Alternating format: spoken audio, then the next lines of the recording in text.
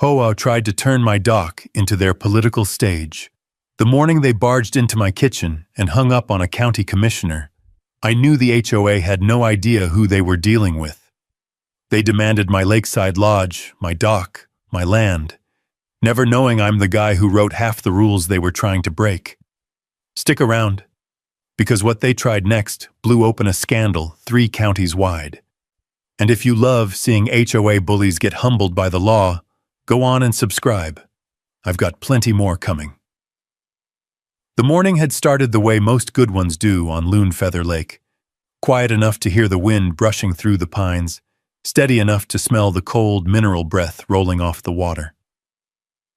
I stood by the long counter of my kitchen, one hand resting on the smooth, worn cedar, the other holding my phone on speaker as Commissioner Ruth Hale's voice crackled through the line. The old lodge creaked the way it always had, like it was stretching awake after the night. "Elias," Ruth said, "I need your input on these watershed clauses before I finalize the public release. If we don't frame the federal coordination correctly, that language needs to be simple," I said. "If residents don't understand it, they'll assume the county's overreaching. Use the highlight about maintaining natural shoreline. It's the most relatable." My words died in my throat when the kitchen door slammed open so hard the hinges squealed. I turned, and there she was. Marjorie Klein, HOA president of Lakeside Estates, marched into my kitchen like a bright fuchsia avalanche, wearing too much perfume and too much confidence. Behind her lumbered her husband, Sterling, dressed in a pressed gray suit that had never seen a Montana winter, let alone a gravel driveway. Their entrance felt like a branch snapping across still water, loud, wrong, violating. Neither of them knocked. Neither apologized. They just stood there, breathing up my kitchen's warm lodge air like they owned the place. "Elias?" Ruth's voice called through the speaker. "What was that noise?" Before I could answer, Marjorie reached across my counter and hung up my call with the commissioner, her acrylic nail clicking against the screen with the smug finality of a judge's gavel. My breath caught.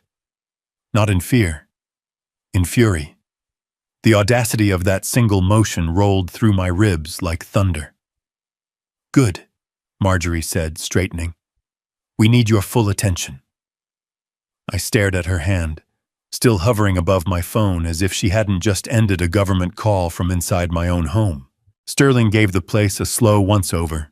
Cedar beams, stone fireplace, panoramic windows facing the lake, as if appraising what it'd be worth chopped up and resold.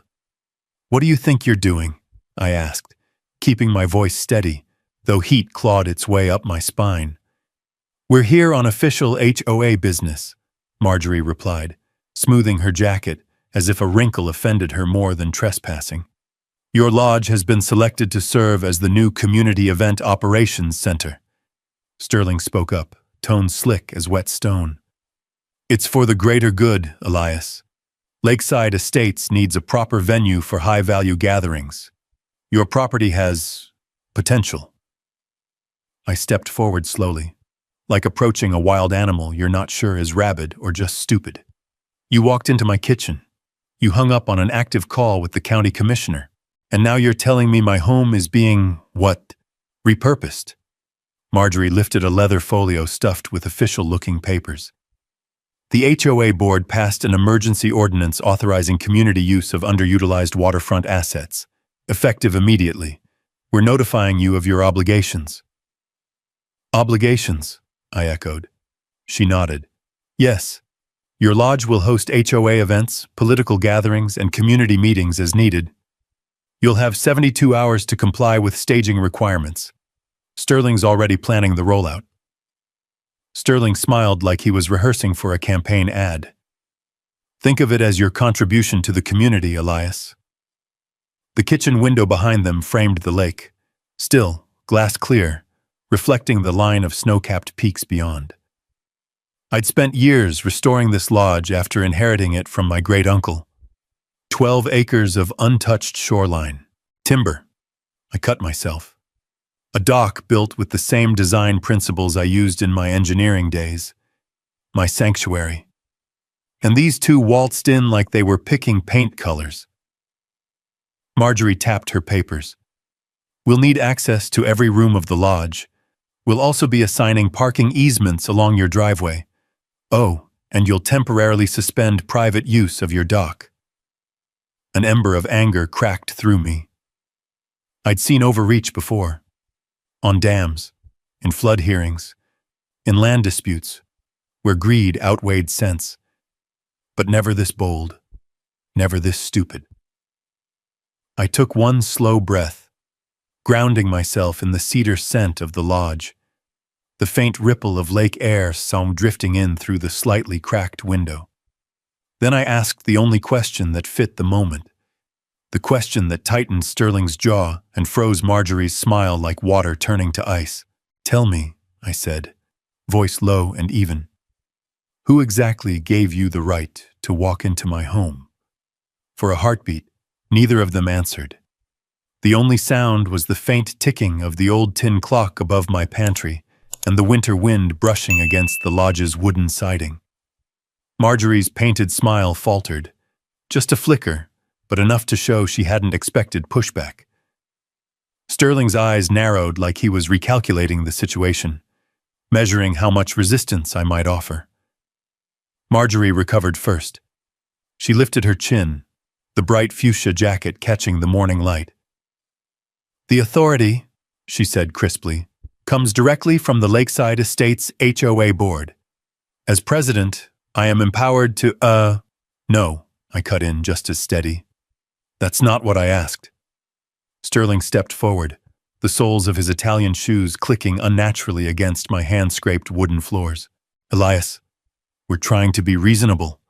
The board passed an emergency ordinance. All we're doing is enforcing it, nothing more. He spoke like a real estate broker pretending he wasn't closing in on his next acquisition. It's legal, it's binding, and frankly, it's overdue. My jaw tightened as Marjorie unsnapped her leather folio and slid out a stack of documents thick enough to choke a paper shredder. She spread them across my kitchen table.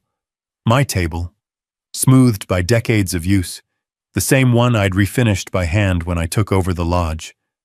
Now it was buried under stamped pages, blue-backed sheets, and a red tab that screamed urgent ordinance approval. This, she said, tapping the top document with a manicured nail, is the Emergency Community Access Ordinance, passed unanimously last week. I leaned over the stack, scanning the first section. The paper had the right seals, the right font, even the right legal phrasing. But it was too perfect, too polished. And the language, phrases about shoreline utility assessment, emergency communal staging needs, and underutilized waterfront resources, was pulled almost word for word from the watershed guidelines I'd helped draft years ago for the State Environmental Committee. Only someone with access to those internal notes could have written this. Sterling folded his arms smugly as he watched me read. As you can see, your property meets all necessary criteria for temporary community commandeering during periods of organizational need. I lifted the top page. Something didn't sit right. The signatures at the bottom, a jumble of names from board members I'd met once or twice in passing, were too uniform. Same pen pressure, same slant, same ink density. Forged. Marjorie, mistaking my silence for submission, continued. Per Section 4B, you will be required to open your lodge for community events with 48 hours notice. Section 6A allows for temporary reassignment of dock rights. And Section 7 permits us to conduct an immediate inspection of all interior rooms to ensure suitability for high-value gatherings. The wind pushed against the windows, rattling the glass in its frames. Somewhere out on the lake, a loon called. Long, low, mournful. The kind of sound that made you feel the weight of old timber and older secrets. Sterling placed both hands on the table, leaning in so close I could smell the cologne he probably applied by the handful. Listen, Elias. These ordinances are designed to elevate the community. This lodge, your lodge, is sitting on 12 acres of prime shoreline. It's wasted on one man." He said wasted like an insult. I exhaled slowly through my nose, grounding myself in the lodge's familiar scents: cedar, pine sap, faint smoke from last night's fire. "Funny," I said, sliding the signature page closer to me. "This ordinance required public notice, and yet I don't recall receiving anything. No email, no mailing, no posted sign." Marjorie's smile froze. "It was expedited." "Uh-huh," I murmured. "And the signatures? They look oddly consistent." Her eyes flicked downward, barely, but enough. Sterling clapped a hand on the table. "This is pointless. The ordinance is valid. The board is unanimous. You can either cooperate or face a non-compliance notice, and trust me, those accumulate fast." Anger curled in my chest, slow and hot. I kept my voice level. "You're telling me the HOA can repurpose privately owned land, without due process, without proper notice, using an emergency order written with language from state environmental regulations?" Marjorie stiffened. "Where do you think we got that language?" My head lifted. "That's exactly what I'd like to know." A gust of wind pushed a thin layer of snowflakes against the kitchen window, casting a shifting reflection of all three of us over the lake behind it. 2 intruders, 1 owner, and a lodge caught in the middle of something far bigger than a neighborhood dispute. Marjorie tapped the documents again, impatience bleeding through her voice. "Sign the compliance acknowledgement, Elias. Let's not drag this out." Something in me snapped. Not loudly, not outwardly, but deep inside where instinct meets memory. I'd spent years on dam sites where one bad decision could sink a valley. I'd watched land surveys turn into legal battles. I'd seen greed take many shapes. But this was calculated, coordinated, sloppy on the surface but dangerous underneath. I slid the papers back toward her with a single finger. "Marjorie," I said quietly, "where did you get this ordinance?" The question landed like a hammer on ice. The room seemed to shrink around us. Her mouth opened, but no sound came. I leaned in, voice calm but cold as the lake outside. "Tell me exactly who handed you this document, because it sure as hell didn't come from the HOA alone." She swallowed, and for the first time that morning, I saw her confidence fracture. The crack didn't last long. Marjorie's expression snapped back into its lacquered composure, jaw tight, eyes fixed on the ordinance like it might save her if she held onto it hard enough. Sterling stepped forward as if to shield her from her own slip, his posture stiffening as he pulled back the slick politician's smile. "We don't need to explain administrative procedure to you," he said. "The vote was held. The ordinance passed. Your compliance is mandatory." It was the first sign of panic I'd heard in his voice. Outside, a gust of wind swept across the lake, sending ripples against the old wooden dock. The sound echoed through the kitchen window, gentle, rhythmic, the kind of noise I'd grown used to hearing every morning. It grounded me while the 2 intruders tried to pull me into a storm of their own making. I straightened. "Our conversation is over. Get out." Marjorie blinked like no one had given her a direct order in her adult life. "Excuse me?" "You heard me." I pointed at the door. "You're trespassing. Our business is finished." Sterling bristled, but he must have seen something in my face he didn't like. He gathered the papers, stuffing them back into Marjorie's folio with movements sharper than before. "This isn't the end of it," he hissed, voice low enough that even Marjorie didn't seem to catch all of it. "You can't stonewall the HOA, Elias. You can't stonewall us." I didn't answer. They slammed the kitchen door behind them, leaving the cold Montana air swirling in their wake. When it shut, the lodge seemed to exhale with me, the old rafters groaning as if relieved to have their weight gone. But the relief didn't last. Within hours, the retaliation began. It started with a yellow tag on my front gate, flapping in the afternoon wind, tied to the iron latch with cheap twine. A notice of property non-compliance stamped in bold red letters. The ink bled slightly from the cold, giving it a menacing blur. According to the form, I'd violated 3 codes: unapproved exterior lighting, unauthorized dock extension, failure to maintain community visibility requirements.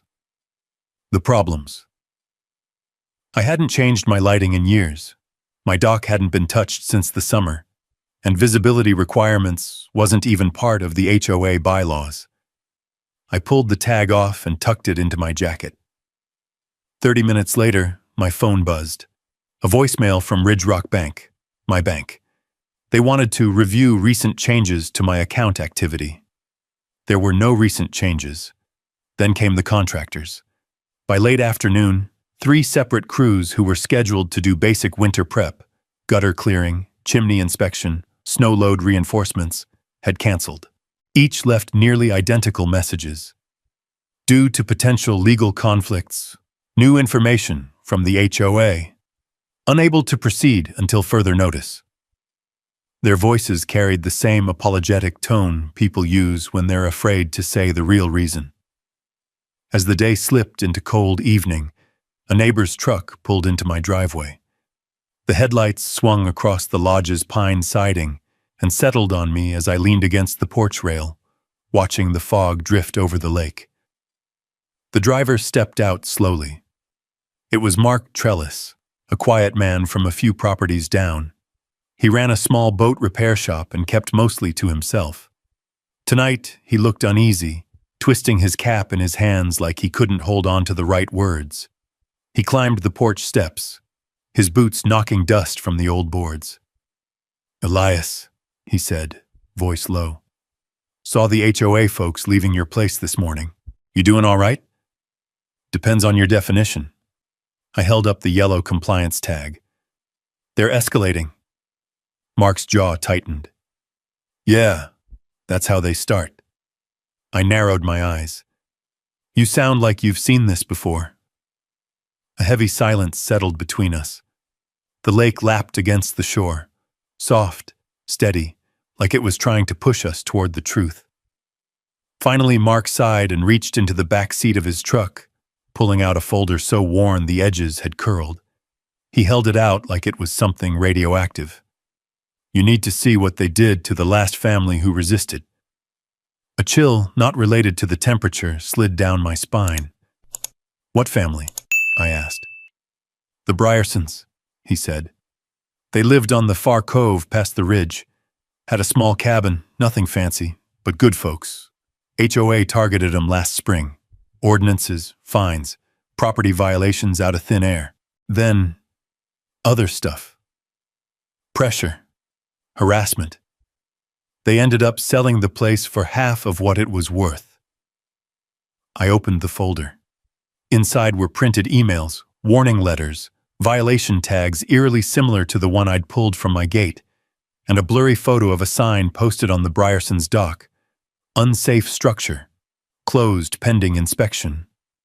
But the dock didn't look unsafe. It looked sabotaged. Mark lowered his voice. "Kleins were behind every step of it. They got the property, sold it to a development company 2 months later." The wind picked up, rustling the pines around us. The sky had turned a heavy slate color, mirroring the lake swallowing the last streaks of daylight. I felt the weight of Mark's words press into the cold air. "What happened to the Bryersons after they sold?" I asked. "They left," Mark said quietly. "Moved out of state. Told me it wasn't worth the fight." He paused. "But you're not them, are you, Elias?" I shook my head slowly. No, I'm not." Mark put a hand on my shoulder, a rare show of solidarity from a man who usually kept to himself. "Just be careful. Folks around here are scared of the HOA, but the Kleins, they're something else." He stepped off the porch and walked back toward his truck. The engine rumbled to life, the headlights cutting through the fog as he backed down my driveway. Before he closed the door, he called out through the open window, If they're coming after you, it's 'cause they think you can't fight 'em. Prove 'em wrong." His taillights disappeared into the dark. I stood there alone, the cold biting at my skin, the folder heavy in my hands. The lake was quiet, too quiet. But the pressure wasn't quiet at all. It was building, like water behind a dam, and I knew better than anyone. Dams only hold so long. By morning, the pressure had settled into the lodge like a cold draft. I barely slept, kept awake by the steady lap of lake water under the dock and the soft groaning of timber beams warming with the sunrise.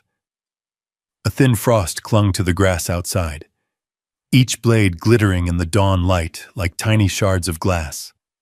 The lake looked almost metallic, flat, reflective, hiding depth beneath its calm surface. I brewed coffee the way my uncle taught me, percolator on low heat, slow pour, nothing rushed.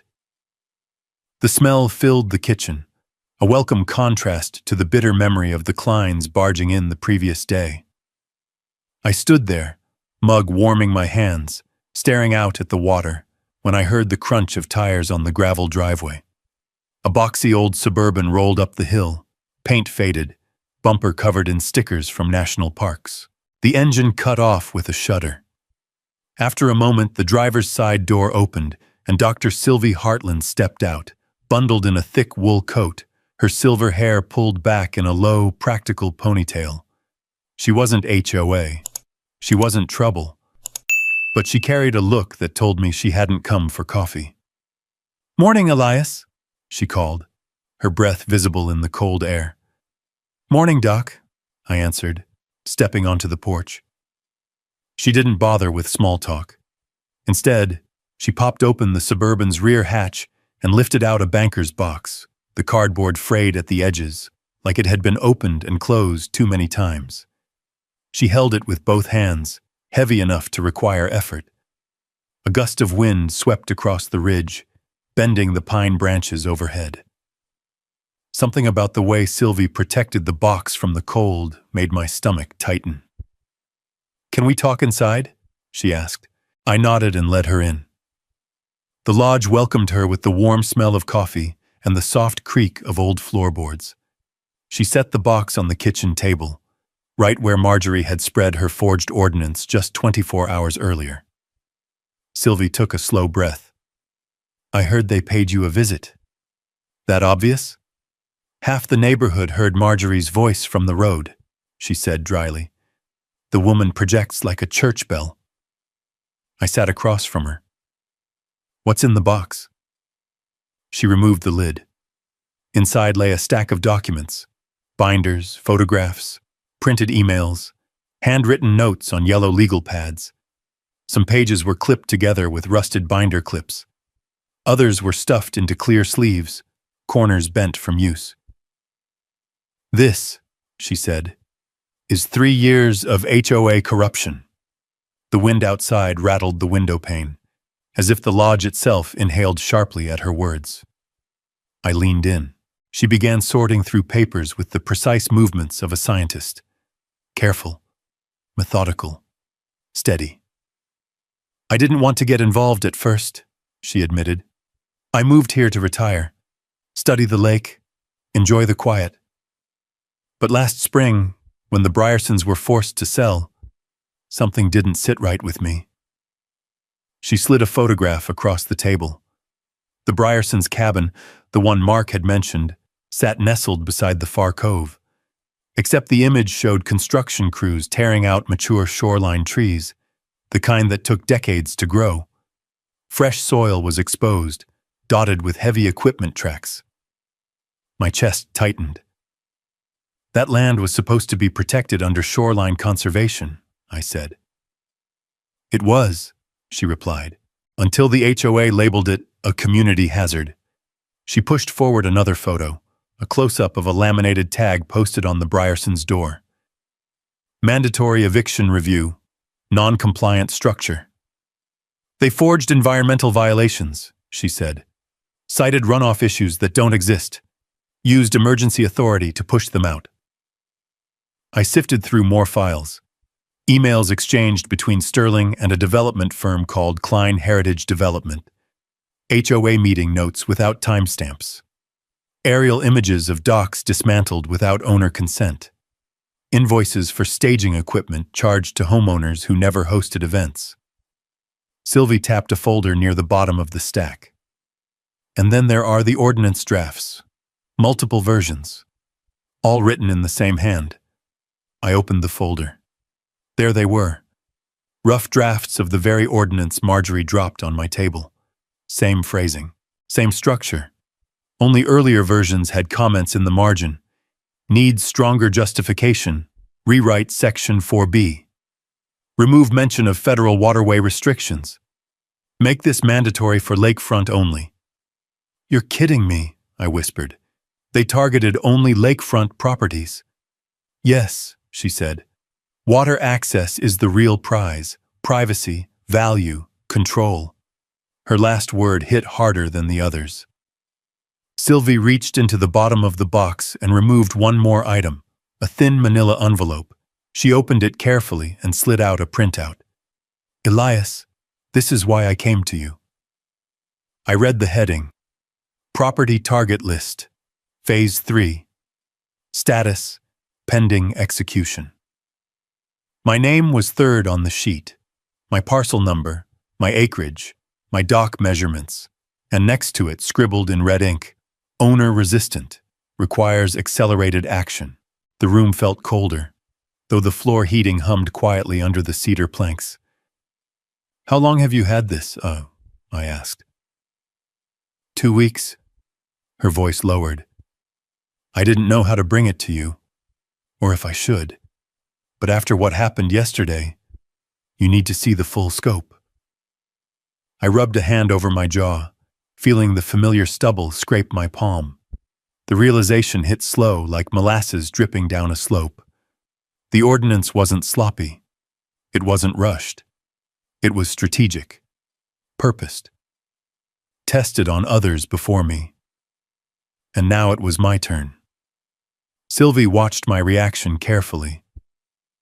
Elias, I think this operation is larger than an HOA.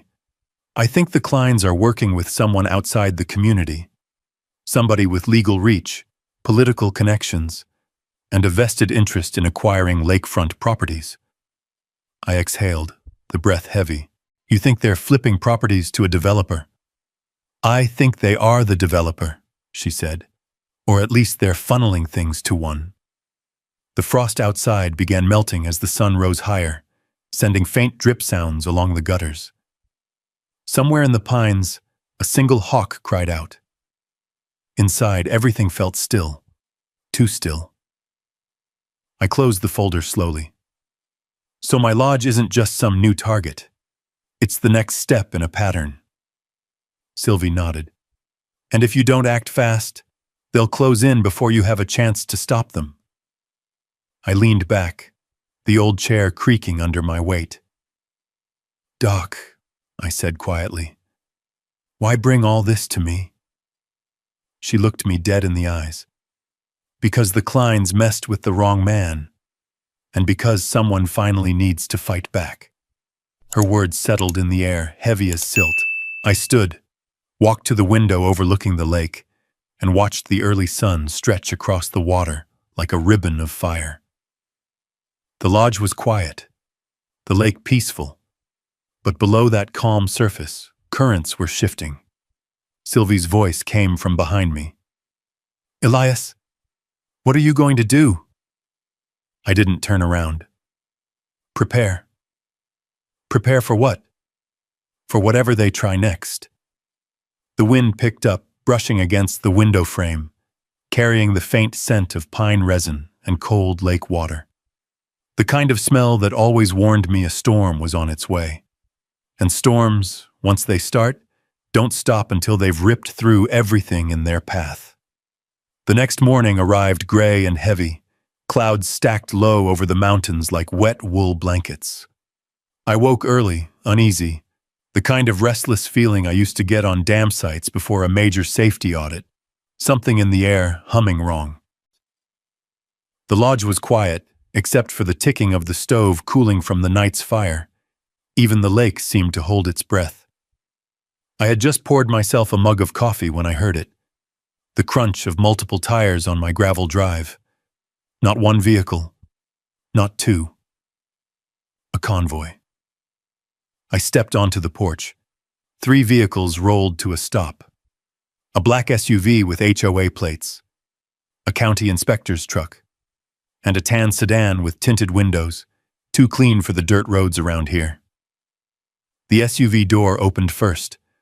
Marjorie Klein emerged in a new fuchsia blazer, hair pinned so tight it looked painful. She held a clipboard like a weapon. Sterling climbed out behind her, wearing confidence he hadn't earned, and a smirk that didn't reach his eyes. The county inspector stepped out of the second truck, mid-50s, nervous, clutching a binder against his chest. He avoided eye contact with me. That was telling. Then a man stepped out of the tan sedan, adjusting his coat with the bored precision of someone who spent more time in courtrooms than on dirt roads. He held a document envelope stamped with a county seal. Marjorie approached my porch like she owned the ground beneath her shoes. "Mr. Crowley," she announced loudly, "we're here for the mandatory inspection required under the Emergency Community Access Ordinance. Please unlock all entrances to the lodge." I took a sip of my coffee, letting the heat steady me. "No." The inspector blinked. Sterling scoffed.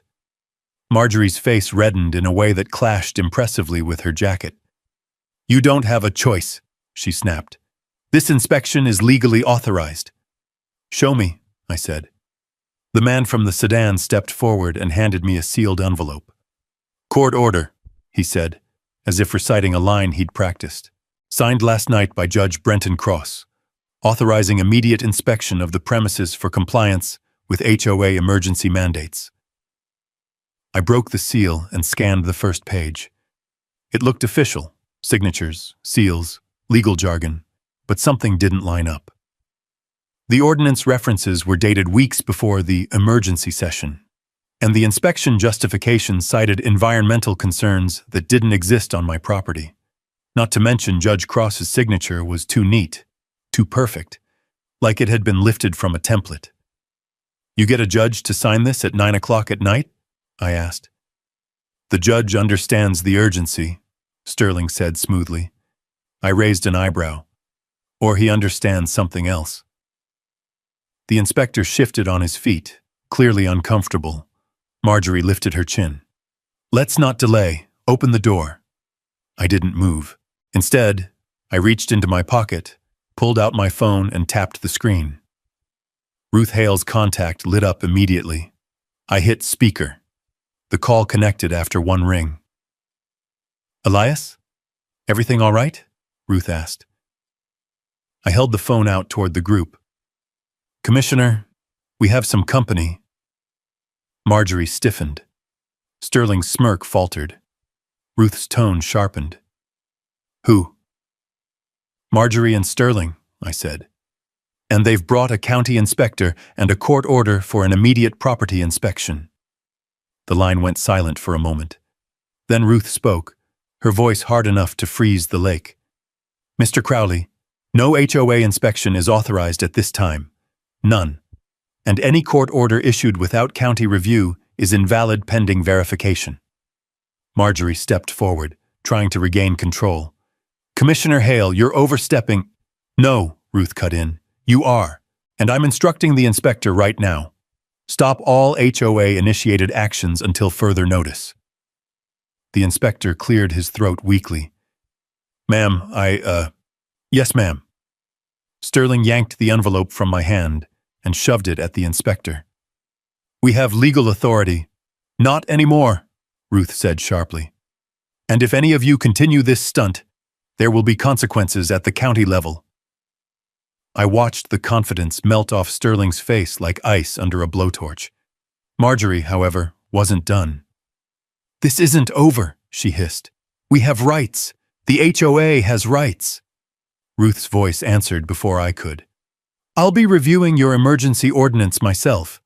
If I find even one irregularity, your board will be suspended pending investigation." The inspector stepped back, shaking his head. I'm sorry, folks. I can't proceed. Silence settled over the group, the kind of silence that feels like a dropped gavel. Ruth ended the call with one final sentence. Hang tight, Elias, and document everything. The line clicked off. Marjorie's eyes burned with fury, but the fight had drained from her posture.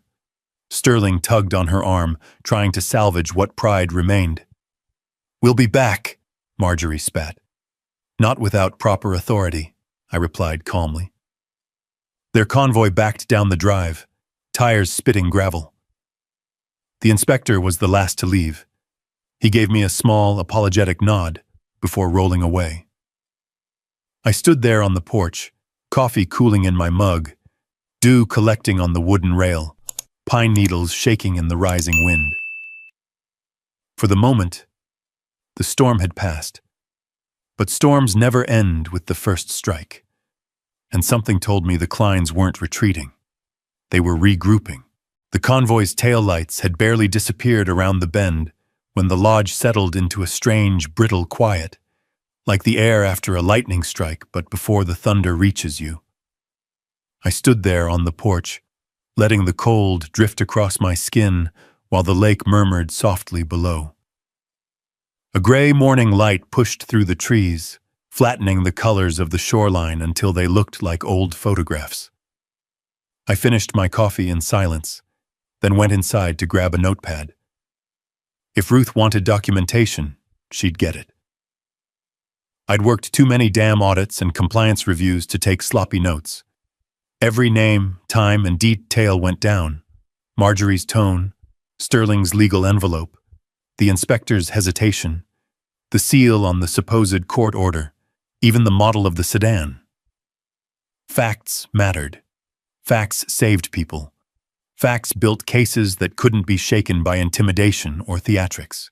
By noon, the wind had shifted sharply, blowing colder from the north.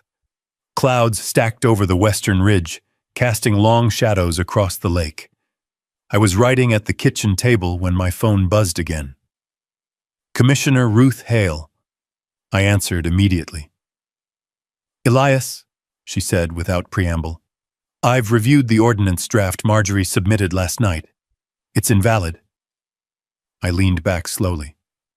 How bad is it? Bad enough to get someone disbarred if they were foolish enough to draft it, she said. It violates state notice requirements, bypasses environmental review, and contains language lifted directly from restricted planning documents. Someone fed them this. Someone with access. A cold knot tightened at the base of my spine. Exactly the suspicion Sylvie had raised. Can you halt all HOA enforcement? I asked. Already done, she replied.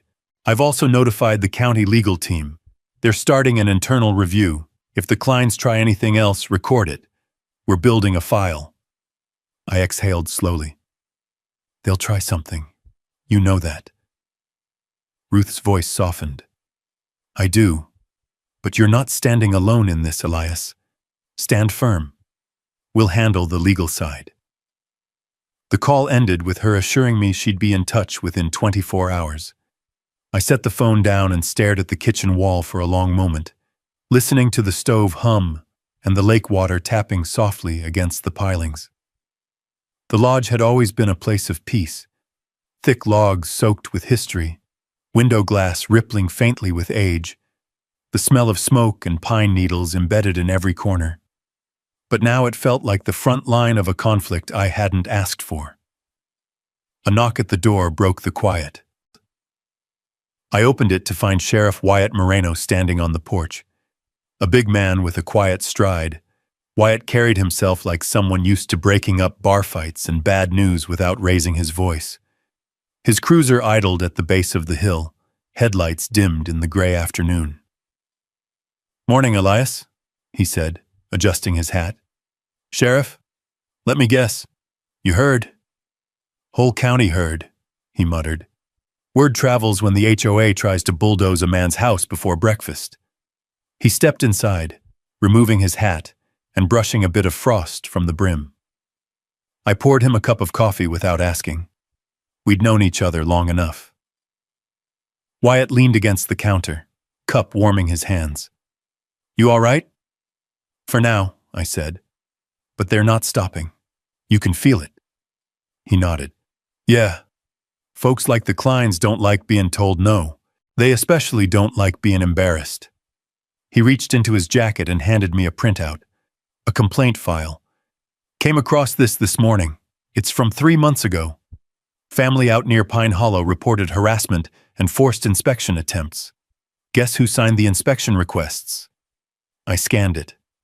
Marjorie. Sterling. 2 other HOA board members I barely recognized. Same pattern, Wyatt said. Same urgency, same language, and all targeting lakefront parcels. I set the paper down.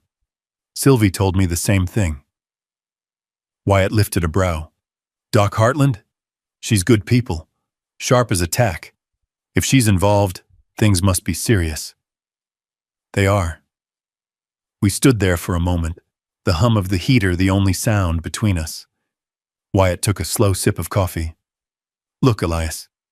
You've always kept to yourself. Folks respect that. But this is different. HOA's pushing something bigger than community rules. They're looking for leverage, land, influence. Control, I added. Yeah, he murmured.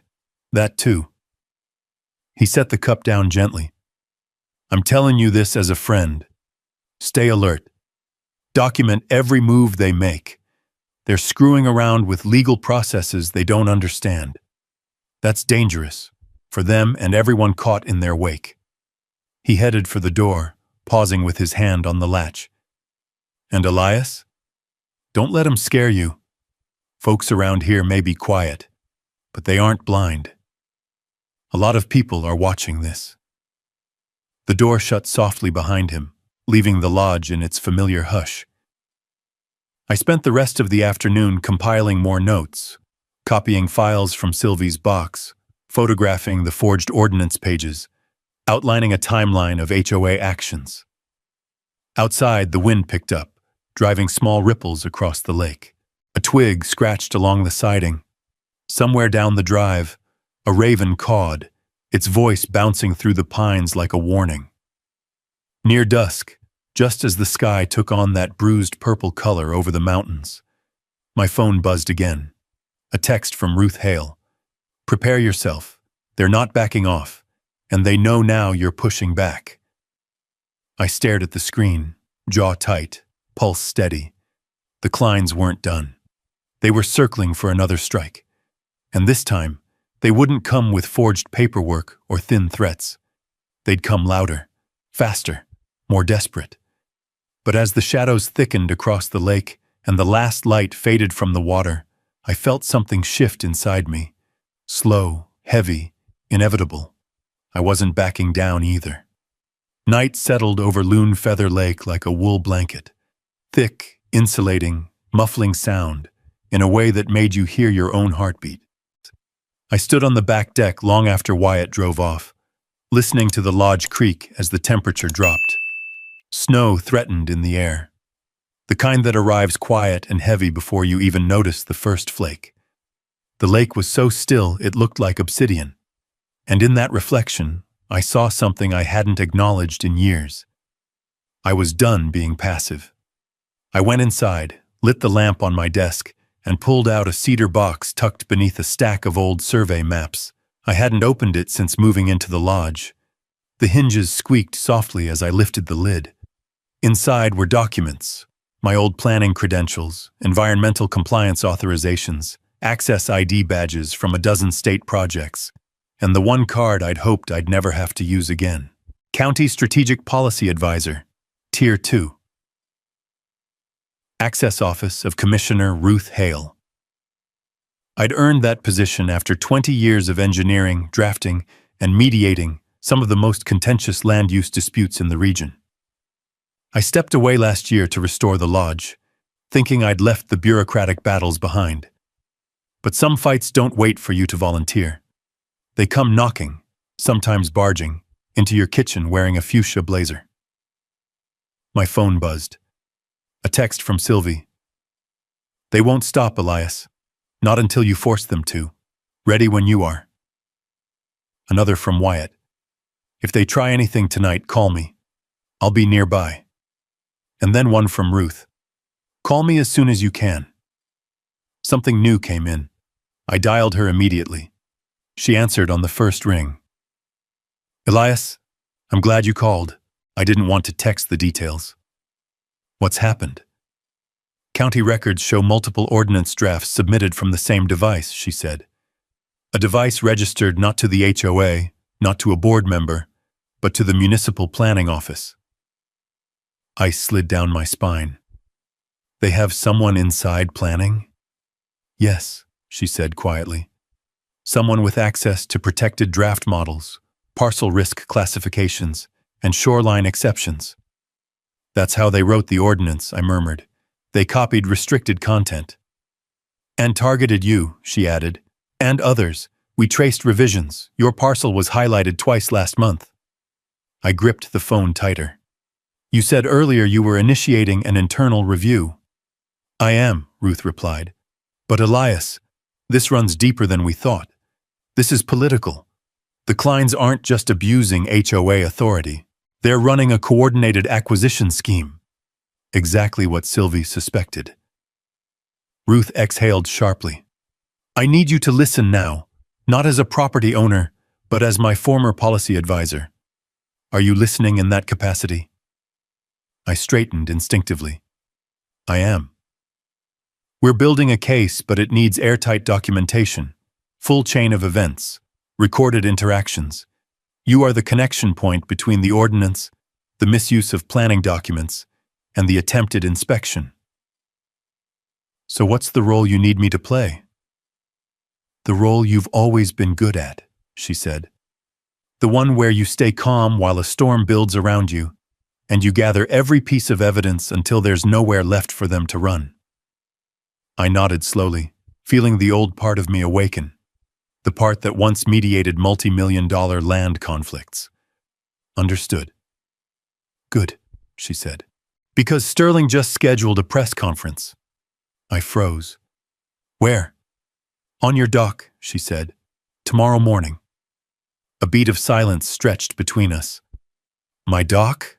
I repeated. They're planning to announce their community enhancement initiative from your shoreline, she said. They already invited local media. They're framing you as an obstructionist to regional progress. They don't have permission, I said. They don't care, she answered. They think you won't push back. They think you're just a lodge owner. Wind rattled the window panes, a branch scraping along the siding like fingernails on old wood. Ruth, I said, voice steady now. They don't know who they're dealing with. No, she said softly. They don't. They think you left the political world behind. I stared down at the advisor badge in my hand, the metal catching the lamplight like a spark. I never left, I murmured. I just took a step back. Then step forward again, she said. Because tomorrow is when we turn the tide. We hung up. I set the badge on the desk and pulled out a notebook, drawing a new list. Record all activity. Secure the property perimeter. Cross-reference ordinance drafts with county archives. Prepare for the press conference. Contact legal counsel. Coordinate with Ruth and County Environmental Protection Office. The lodge felt different now, less like a refuge and more like command headquarters. The soft glow of lamplight stretched across the cedar walls, pooling in the corners like waiting shadows. Outside, the lake was a pane of black glass under a moonless sky. A soft tapping sounded at the back door. I tensed for a moment, but when I opened it, Sylvie stood there bundled in her coat, holding a thermos and a worried expression. Did you hear? She asked. About the press conference? Yeah. You ready for this? I looked past her toward the lake, imagining the cameras, the Kleins, the forced smiles, the lies. Then I imagined something else. Truth cutting through their performance like sunlight through fog. I'm ready, I said. Sylvie nodded, stepping inside and closing the door behind her. Then we'd better prepare, because the Kleins, they're planning a spectacle. So are we, I replied. And ours, she said, will be the one that ends them. We worked late into the night, cross-referencing documents, photographing everything in the banker's box, drafting statements for county review. The heater hummed, casting warmth into the cold night air. The storm clouds outside gathered thicker, swirling over the lake like dark ink. Around midnight, Sylvie paused, hand resting on one particular file. You know, she said softly, they really don't know who you are, Elias. I closed the lid of the box gently. They will tomorrow. And as the wind swept hard against the lodge, rattling the eaves with the promise of a coming storm, I realized something simple but powerful. The Kleins weren't the only ones regrouping. So was I. By dawn, the storm that had hovered all night finally broke, thin flurries drifting down like drifting ash, settling on the pine branches, gathering along the edges of the dock. The lake was still, a perfect sheet of silver beneath a sky the color of old tin. I stood on the back porch with a thermos of coffee, watching the false calm stretch across the water. This was the kind of morning that looked peaceful until you noticed the air pressure. Something was about to break. At 7 a.m., the first news van appeared. Its headlights cut through the fog as it bounced down my gravel drive, tires crunching over frozen earth. A second van followed, then a third. Within minutes, the slope behind my lodge was crawling with media crews, cameras, and tripods, their cold breaths rising in clouds. Technicians stomped their boots to keep warm while scanning the property for vantage points. I didn't stop them. Let them film. Let them document everything. The HOA wanted a stage? I'd give them one. At 7:30, Sylvie arrived with a backpack full of organized files and her professional-grade camera. She nodded toward the unfolding chaos. Quite the turnout. They wanted attention, I said. They're about to get more than they can handle. A horn honked sharply. The Kleins' convoy rolled up in polished formation, Marjorie's glossy black Bentley leading the way, flanked by Sterling's silver SUV and a rental van full of folding chairs and staging equipment. They parked in front of my lodge like I'd invited them. Marjorie stepped out first. She wore another fuchsia jacket, this one brighter, louder, as if she were banking on color to distract from her crumbling authority. Sterling emerged behind her dressed in a charcoal overcoat, adjusting his tie with the swagger of a man who'd rehearsed his lines and expected applause. They didn't notice me right away. Marjorie barked orders like a general on campaign day. Stage the podium here. No, further right. I want the lake directly behind Sterling. Make sure the media gets a clear view of the waterline. Sterling checked his reflection in the side of the SUV door, running a hand over his hair. Sylvie leaned close and whispered, They actually think this is going to go well. Of course they do, I murmured. They think the lake is theirs, my dock, my property, my shoreline. They just forgot one thing. What's that? I sipped the coffee, the heat warming my chest. The county isn't behind them, and today that becomes very public. By 8:15, a small audience had gathered, neighbors in winter coats, curious residents, a few HOA loyalists pretending they weren't nervous. The fog lifted enough to reveal the snow-dusted ridge beyond the lake, giving everything a cinematic backdrop, the kind of scene that made downfall look poetic. Finally, Sterling spotted me standing on the porch. He hesitated. For just a second. Then he plastered on a politician's smile and approached.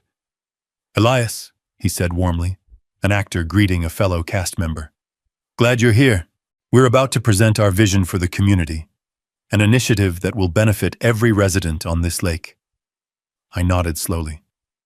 On my dock? He laughed, brushing imaginary dust from his sleeve. This property is a centerpiece of our community's future. You'll understand once you hear the speech. I already do, I said quietly. Sterling frowned slightly, just enough to crack the veneer, before turning away to greet a cluster of reporters. At 9 a.m. sharp, he stepped onto my dock. Camera lights flicked on, tripods adjusted, microphones raised. The wind pushed a faint ripple across the lake, a subtle shiver against the perfect reflection of the clouds. Sterling took his place behind the portable podium, his posture grand and theatrical. Behind him, the lake glowed pale blue. "Good morning," he boomed. "Thank you for joining us to witness the beginning of a new chapter for Loon Feather Lake." I stayed where I was, leaning against the porch railing as Sylvie documented everything. "Our community," Sterling continued, "has suffered from stagnation and underutilization of public access resources. This lodge, this beautiful 12-acre shoreline, represents an opportunity for revitalization." The audacity washed over the crowd like a cold wind. A few neighbors exchanged glances. One shook her head. Sterling pressed on, fervor rising. "With the Emergency Community Access Ordinance, legally approved last week, we can transform this area into a thriving hub for events, fundraisers, and gatherings. This is progress, my friends. Economic growth, property value increase, community elevation." A reporter raised a hand. "Mr. Klein, is it true the property owner did not agree to this?" Sterling laughed lightly. "Miscommunication. Mr. Crowley misunderstands our intentions." Another reporter chimed in. "And is it also true that the county has halted HOA enforcement pending legal review?" This time Sterling stumbled. Before he could recover, a murmur moved through the crowd. A cameraman pointed to the road. Heads turned. A new convoy approached. Not media, not HOA. County vehicles. 2 dark blue SUVs with the county seal. A sedan with state environmental tags. And behind them, an electric blue hybrid I recognized instantly. Commissioner Ruth Hale. The reporters swarmed like birds shifting direction. Cameras swung toward the drive. Sterling's face drained of color as Ruth stepped out, bundled in a navy coat, with a stack of documents under her arm. She didn't look at Sterling. She walked straight toward the cluster of reporters. "Good morning," Ruth said calmly. "I'm here to provide official clarification on behalf of the county." Sterling rushed forward. "Commissioner Hale, this is—" She raised a hand. "Mr. Klein, I will speak first." Silence blanketed the lake. Her tone sharpened just enough to slice through the cold air. "The ordinance you referenced is invalid. It was not filed properly. It violated notice requirements, and it utilized language stolen from restricted planning documents." The crowd gasped. Cameras zoomed in. Sterling froze mid-breath. Ruth continued, voice steady as the lake in summer. "Furthermore, the attempt to seize Mr. Crowley's property for HOA use is unlawful. Effective immediately, all HOA enforcement actions related to this lodge are suspended pending investigation." Marjorie's face twisted, hands shaking. "Finally," Ruth said, flipping a document for the cameras, "the county is launching a formal review into potential misuse of municipal resources connected to this ordinance. Any individual involved will be held accountable." The wind picked up again, cold and sharp. Snowflakes drifted across the lake. The silence was heavy enough to feel in the bones. Sterling's voice broke through at last, thin and wavering. This is a misunderstanding. Our initiative is supported by—" Ruth turned to face him fully.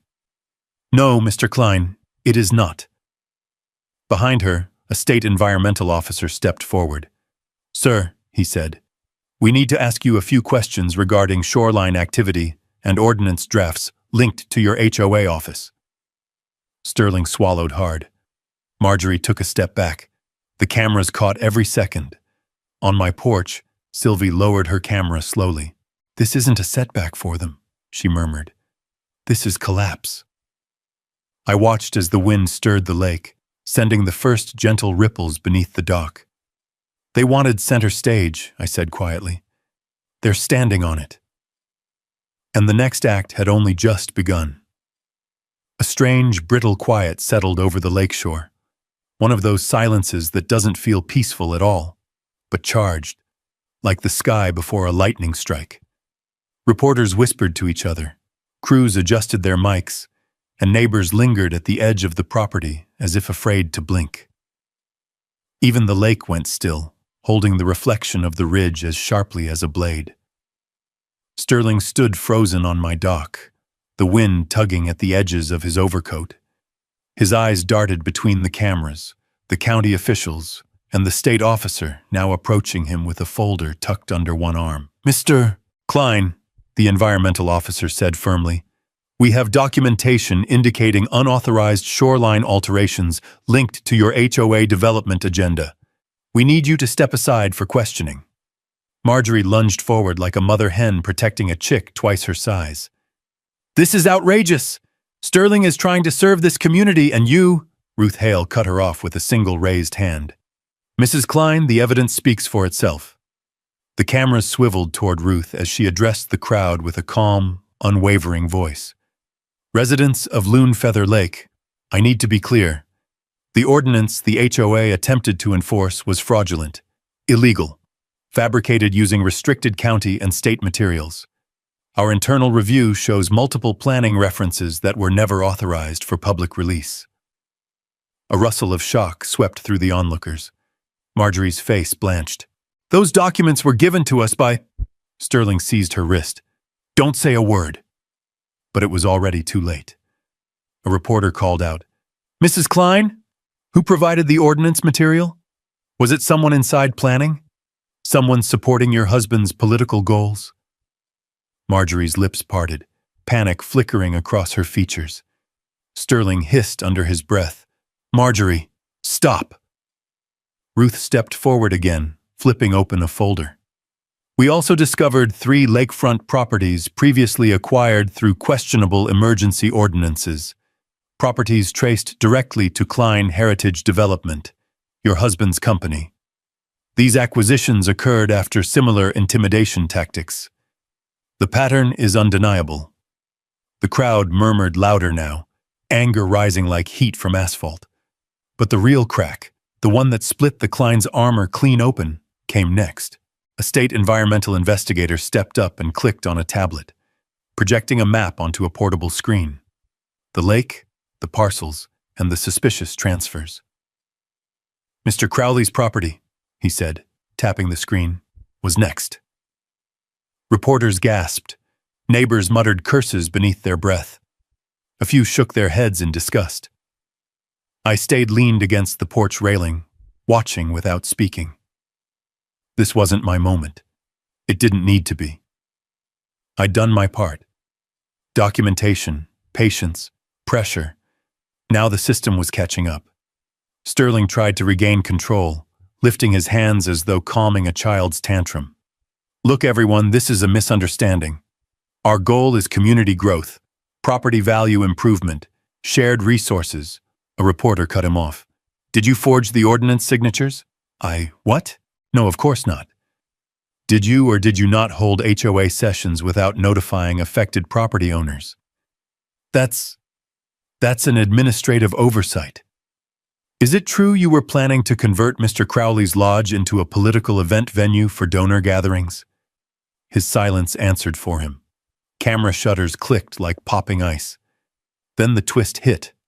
A dark, unmarked SUV rolled down the road and stopped beside Ruth's convoy. Doors opened. 2 individuals stepped out wearing federal jackets, navy blue, clean, unmistakable. Federal Environmental Enforcement Interagency Authority. One of them approached Sterling. "Mr. Klein," the agent said, voice steady, "we're placing you under federal hold pending investigation into ordinance fraud, attempted misuse of protected waterway resources, and coordinated land acquisition under false authority." Sterling stumbled backward. You can't be serious. This is a county issue." "No, sir," the agent said, snapping a binder open. "Your ordinance language references federal land use clauses. That makes it our issue." The crowd erupted, Cameras rolling, reporters nearly climbing over each other to get closer. Marjorie grabbed Sterling's arm. "Say something! Stop them!" He tried. He failed. As two agents took him gently but firmly by the arms, he began sputtering. "I have influence. I have allies. You can't just take me like this." But his voice cracked into something like desperation. Marjorie shoved through the crowd, only to be intercepted by the second agent. "Mrs. Klein, you'll need to remain available for questioning. We have reason to believe you participated in ordnance dissemination and forged administrative approvals." Her bright fuchsia jacket suddenly looked like a warning flare. This is political sabotage," she shouted. "A smear campaign. Elias Crowley orchestrated all of this. He set us up." Cameras zoomed in on her. A reporter turned to me. "Mr. Crowley, is that true? Did you orchestrate a political takedown?" I met Marjorie's furious gaze with calm, steady eyes. "I didn't orchestrate anything," I said. "I simply told the truth and let the law do its job." Ruth nodded approvingly beside me. The federal agents escorted Sterling up the dock ramp toward their SUV. The boards creaked under their boots. The lake lay behind them like a silent witness. When Sterling passed by me, he paused just long enough for our eyes to meet. "You think you've won?" he whispered. I leaned forward slightly. "I think justice won." His jaw clenched. Then the agents guided him forward, placing him in the back seat. Marjorie stood trembling on the shoreline as flashing lights reflected in the melting snow around her feet. Neighbors turned away from her. Reporters swarmed. The fragile image she'd built shattered like thin ice.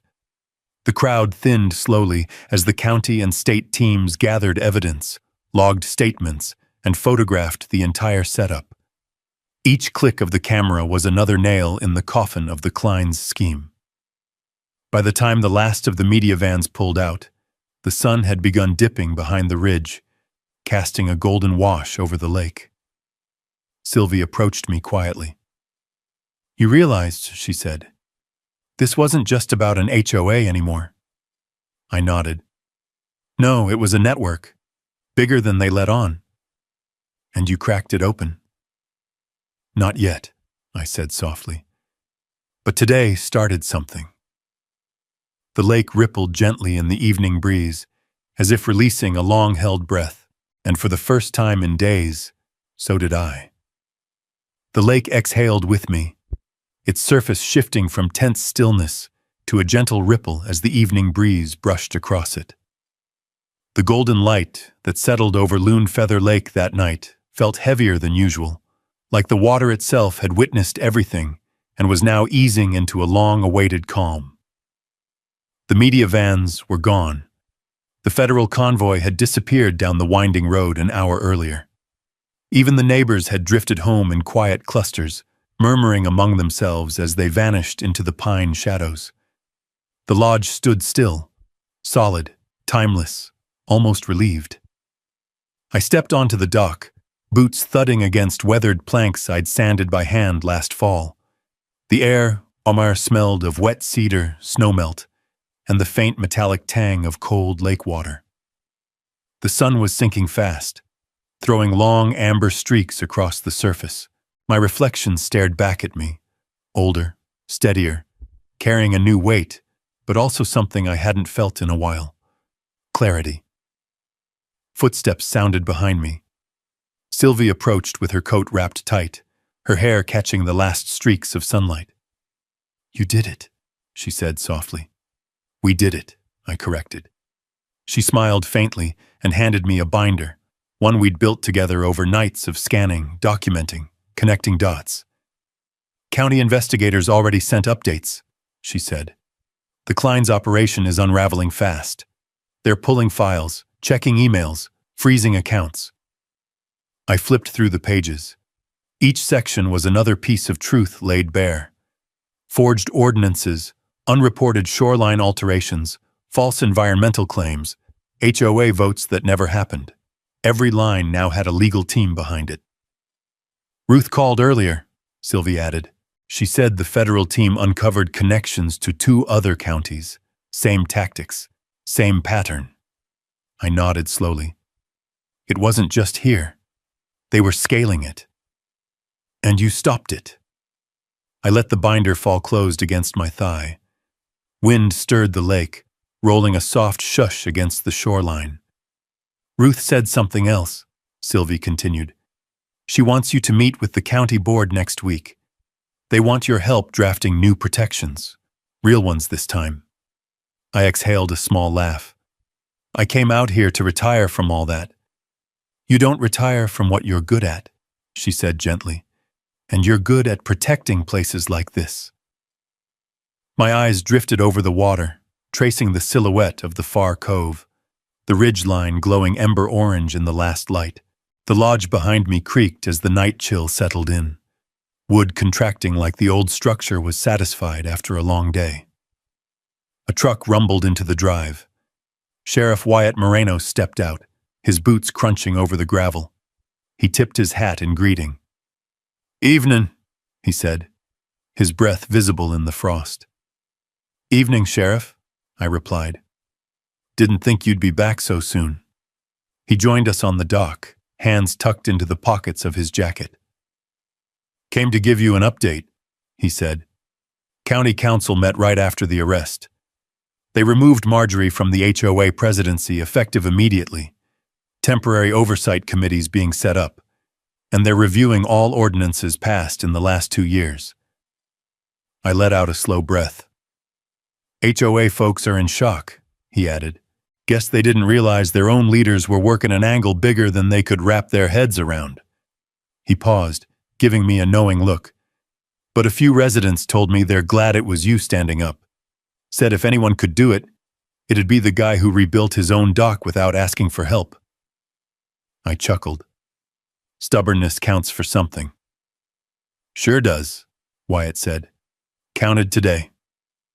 He lingered for a moment, watching the water, then touched the brim of his hat. You need anything, Elias? You call. This lake's safer with you here. When he left, the quiet returned, the kind that doesn't feel oppressive, but earned. The dock groaned as I sat down at the edge, letting my boots hang over the water. The lake mirrored the emerging stars, tiny points shimmering like needles on glass. The world felt wide and open again. Free of tension, free of threat. Sylvie settled beside me. For a long while, neither of us spoke. Finally, she broke the silence. What now? I watched a current ripple outward, soft rings expanding across the otherwise still surface. Now? I repeated. Now the lake goes back to being a lake. And you? She asked. I thought about the council meeting, about the lodge restoration, about the conservation potential this land held. I thought about the Bryersons, the other families robbed by the same scheme, and about the duty that still tugged at something inside me, the part that never really left public service. I'm staying, I said, and I'm building something here, something that lasts. Sylvie nodded, as if she'd expected the answer. The distant call of a loon echoed across the water, a low, mournful sound that somehow felt like a blessing. The wind shifted again, carrying the scent of pine needles and cold stone. The lake shimmered beneath the first stars. Behind us, the lodge waited, warm light glowing from the windows, chimney smoke rising in a soft column through the frosty air. A place of refuge, a place of purpose. Sometimes justice arrives in sirens and signatures, sometimes in quiet acknowledgments, sometimes in the relief of knowing the fight is done.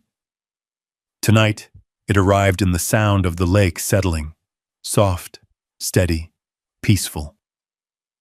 I stood and looked out one last time at the darkening water.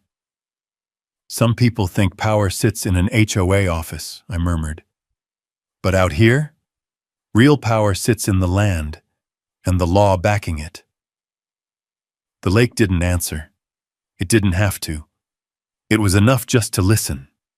If you've ever had to stand your ground for what's right, drop a yes in the comments so I know you're out there. Justice only works when folks refuse to back down. And if you want to stick around for more real land rights stories like this, go ahead and subscribe. I'll keep the fire going for the next one.